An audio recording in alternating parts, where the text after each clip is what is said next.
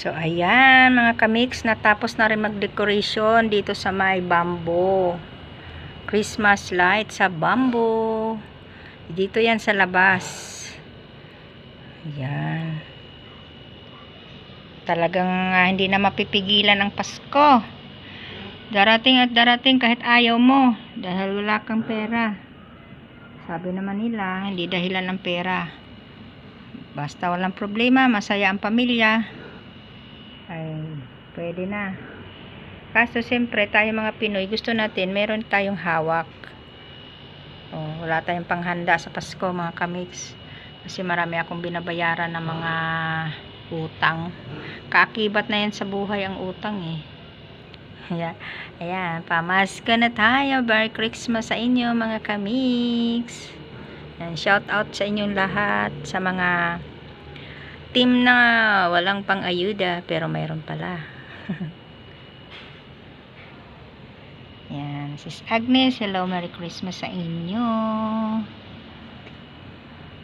Sis Irene, yan, thank you. Sis Nito, Sis Madet, Sis Francis, Mona Lisa, Mary Grace, God Grace, Sir Admin Bernibol, hello, good evening sa inyo. Shout out sa inyong lahat. Sis Mabuhay, yan, Sir Jonathan, Sir Patty, Sir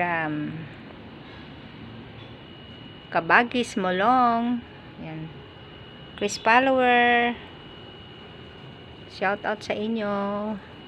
Merry Christmas advance.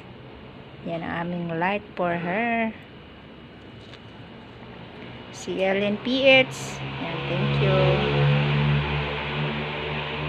Thank you sa inyong lahat sa mga support nyo sa akin.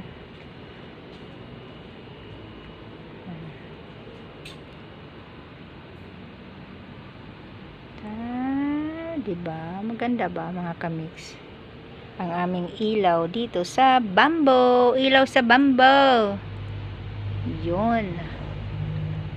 So, Merry Christmas and a Happy New Year. Nagkanta na naman si Abinido na wala sa tono. Shout out sa mga hindi ko pa nabanggit. Sa inyong lahat. Hello. Yan, shout out sa inyo.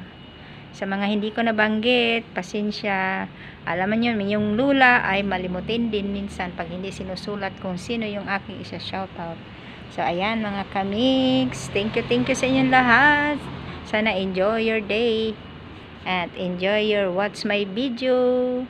Thank you for watching mga kamix. Like and share, comment. Bye-bye. Mwah.